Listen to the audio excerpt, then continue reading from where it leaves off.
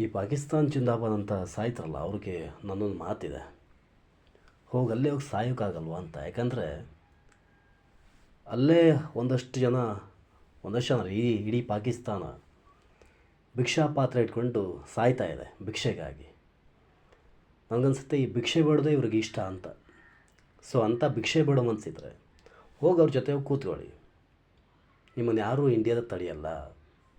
So ಆ ಸಲುವಾಗಿ ನೀವು ಪಾಕಿಸ್ತಾನಕ್ಕೆ ಹೋಗಿ ನಮ್ಮದೇನು ಅಡ್ಡಿ ಇಲ್ಲ. ಇಲ್ಲಿ ಒಂದಷ್ಟು ಜನ ಸಾಮರಸ್ಯದಿಂದ ಬದುಕ್ತಾವ್ರೆ, ಧರ್ಮ ಗಿರ್ಮ ಅದೆಲ್ಲವನ್ನು ಬಿಟ್ಟು. ಸೊ ನೀವು ಮಾಡುವ ಕೆಲವೊಂದು ಕೀಟಗಳಂತಾರಲ್ಲ, ಇಂಥ ಕೀಟಗಳು ಮಾಡುವಂಥ ಕೆಲಸದಿಂದಾಗಿ ಇಲ್ಲಿ ಸಾಮರಸ್ಯಕ್ಕೆ ಬೆಂಕಿ ಬೀಳ್ತಾ ಇದೆ.